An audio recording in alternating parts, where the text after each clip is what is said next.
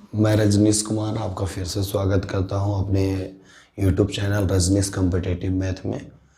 और हम लोग जिस प्रकार से पिछले वीडियो में जीएस का सेशन लेके चल रहे थे और जीएस का सेशन में हम लोग चल रहे थे पॉलिटी, और पॉलिटी में देख रहे थे कि क्लास 1 और क्लास 2 जिसमें पढ़े थे, और उसी के साथ आगे जीएस का एक और सब्जेक्ट हिस्ट्री के बारे में, और हिस्ट्री में एक टॉपिक के बारे में आज हम लोग डिस्कस करेंगे। उस टॉपिक का नाम है कर्नाटक युद्ध।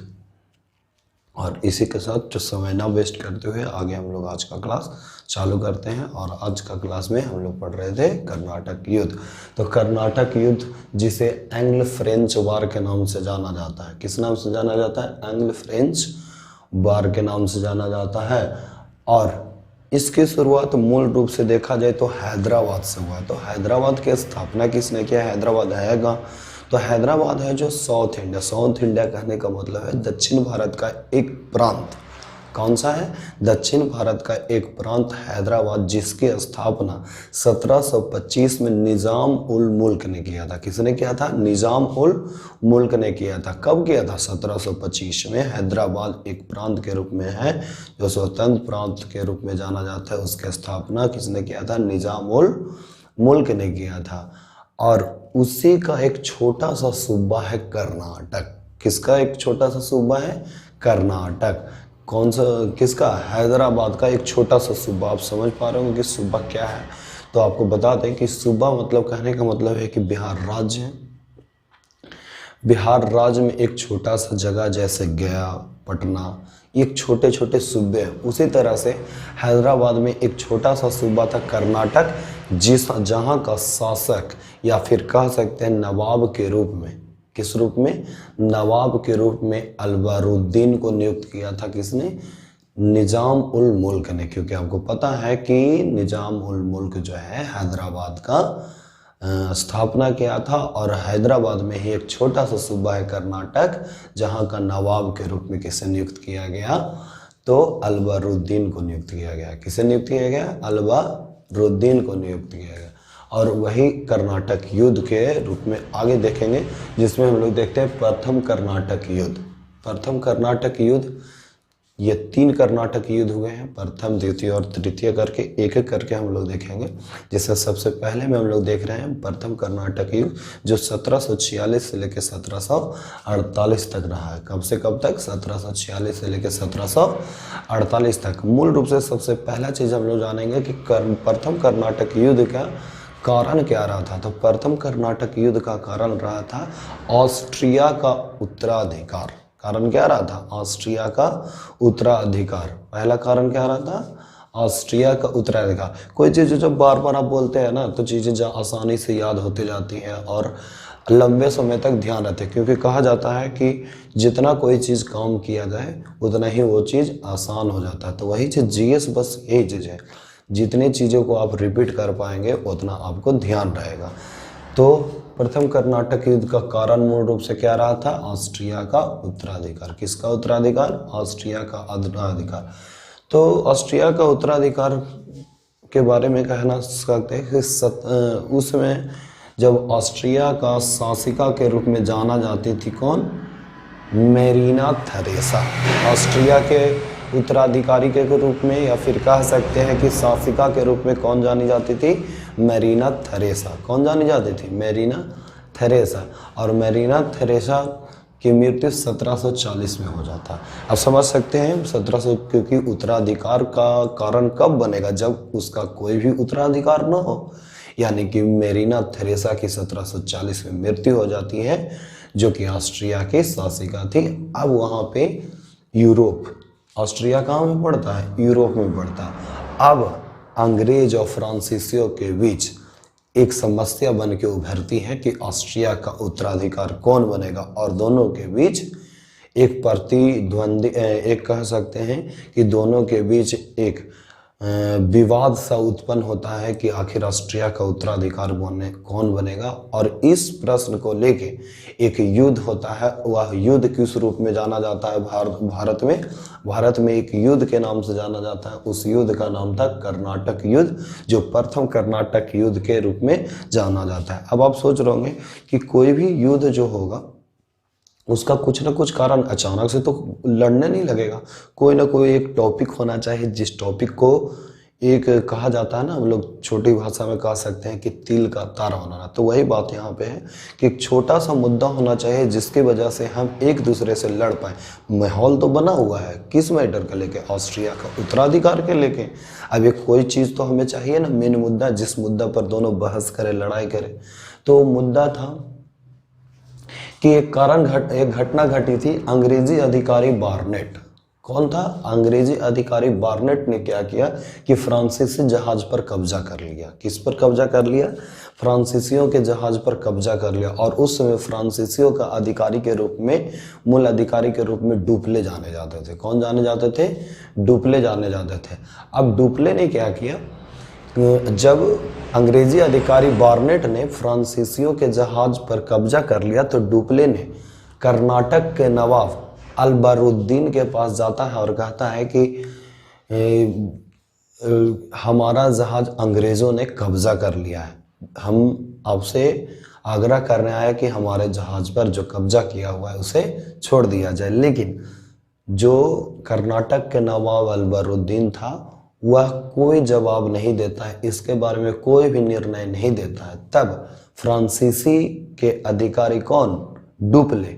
कौन? फ्रांसीसी के अधिकारी डुप्ले क्या करते हैं कि जब कोई भी जवाब राजा के तरफ से या फिर नवाब के तरफ से नहीं आता है तो उन्होंने क्या किया कि अब राजा तो कुछ कर नहीं रहा है हमारे लिए, अब जो भी करना हमको खुद ही करना है।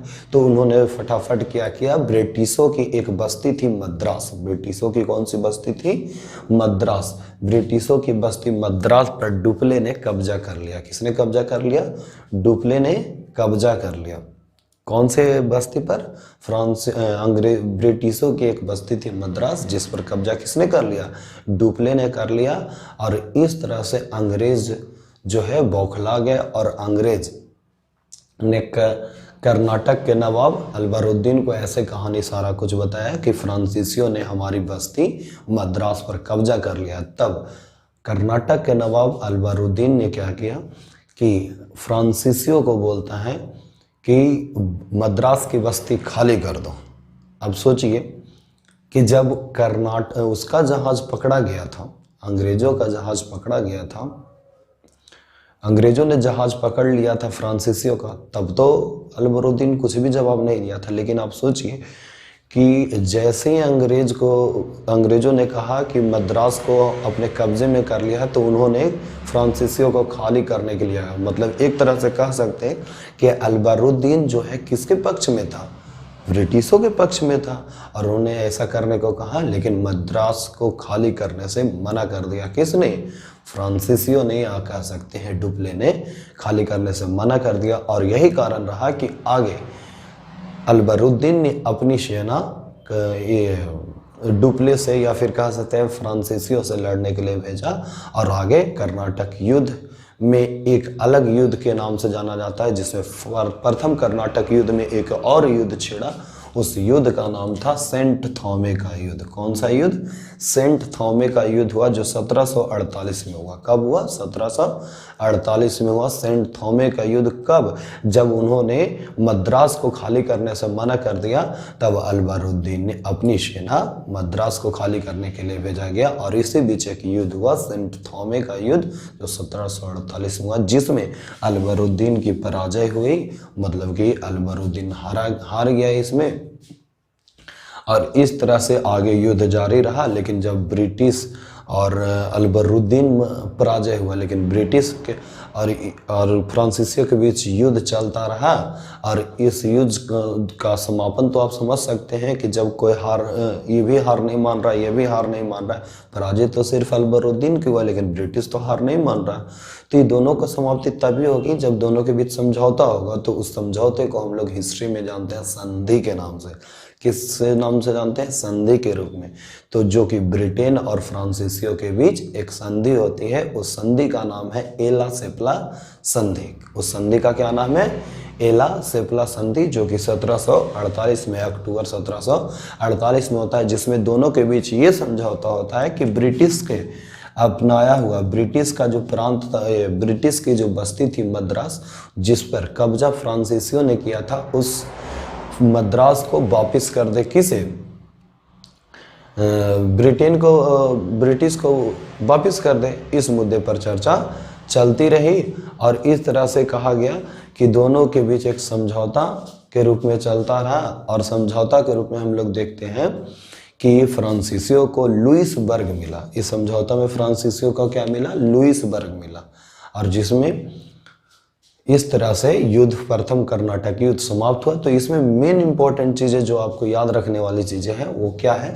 सबसे पहला चीज़ जो आपसे जो पूछते रहता है इसमें कि हैदराबाद की स्थापना कब हुआ था, तो 1725 में हुआ था। हैदराबाद की स्थापना कब हुई थी, 1725 में हुआ था। किसने किया था, तो निज़ाम उल मुल्क ने किया था। किसने किया था, निज़ाम उल मुल्क ने किया था। दूसरा चीज़ आपसे पूछेगा, कर्नाटक जो है दक्षिण भारत के कहाँ पड़ता है, तो हैदराबाद में पड़ता है। और यहाँ के उस समय आपसे पूछ सकता है कि निज़ाम उल मुल्क ने कर्नाटक के नवाब के रूप में किसे नियुक्त किया था, तो अलबरुद्दीन को नियुक्त किया था। किसे नियुक्त किया था, अलबरुद्दीन को दिया था। तीसरा सवाल आपसे पूछेगा कि प्रथम कर्नाटक युद्ध कब से कब तक हुआ, तो 1746 से लेकर 1748 तक हुआ। प्रथम कर्नाटक युद्ध कब से कब तक हुआ, 1746 से लेकर 1748 तक हुआ। प्रथम कर्नाटक युद्ध का कारण क्या रहा था, तो ऑस्ट्रिया का उत्तराधिकार रहा था। और आपसे पूछेगा कि ऑस्ट्रिया का उत्तराधिकार कर्नाटक युद्ध के समय कौन थी, तो मेरीना थेरेसा थी, जिसकी मृत्यु कब हुआ था, 1740 में हुआ था। जिसकी मृत्यु कब हुआ था, 1740 में हुआ था। तो आपसे पूछ सकता है कि वह अंग्रेजी अधिकारी कौन था जिन्होंने फ्रांसीसियों के जहाज पर कब्जा किया था, तो अधिकारी कौन था, बार्नेट। कौन था, बार्नेट। उसके बाद आपसे पूछ सकता है कि फ्रांसीसी अधिकारी वह कौन थे जिन्होंने ब्रिटिश बस्ती पर कब्जा किया था, तो डुप्ले। किसने किया था, डुप्ले ने किया था, ब्रिटिश बस्ती मद्रास पर कब्जा किया। तो आपसे पूछ सकता है, फिर आपसे पूछेगा कि प्रथम कर्नाटक युद्ध में कौन सा युद्ध हुआ था, सेंट थॉमे का युद्ध। या तो फिर आपसे पूछ सकता है दूसरे शब्द में ये कि सेंट थॉमे का युद्ध किस कर्नाटक युद्ध में हुआ है, तो आपका 3 युद्ध हुआ है, जिसमें प्रथम कर्नाटक युद्ध में कौन सा युद्ध हुआ, सेंट थॉमे का युद्ध, जो कि कब हुआ, 1748 में हुआ। और अलबरुद्दीन इसमें पराजय हुआ। इसमें कौन पराजय हुआ, अलबरुद्दीन। आपसे पूछ सकता है प्रथम कर्नाटक युद्ध में कौन सी संधि हुई, तो एला सेपला की संधि। कौन सी संधि, एला सेपला की संधि, जो कब हुआ, 1748 में हुआ, जिसमें ब्रिटिशों को वापस करना पड़ा था कौन सा बस्ती, मद्रास, जो कब्जा किया हुआ था। और फ्रांसीसियों को लुइसबर्ग मिला था। इसमें फ्रांसीसियों को क्या मिला था, लुइसबर्ग। और इसी के साथ जो है प्रथम कर्नाटक युद्ध या फिर कर्नाटक युद्ध का कारण क्या रहा था, ये दोनों टॉपिक आपका इसमें समाप्त हुआ। और अगले सेशन में हम लोग देखेंगे कि द्वितीय कर्नाटक युद्ध और तृतीय कर्नाटक युद्ध, और इसके बाद एक टेबल के रूप में आपको हम बना कर देंगे और बना देंगे जिसमें प्रथम कर्नाटक युद्ध में युद्ध कब से कब तक हुआ, कौन सा युद्ध हुआ और कौन सी संधि हुई, कब से कब तक रही। एक हम लोग अगले सेशन में कर्नाटक युद्ध का पूरा डिटेल में चलेंगे। तो आज का यही समाप्त करते हैं।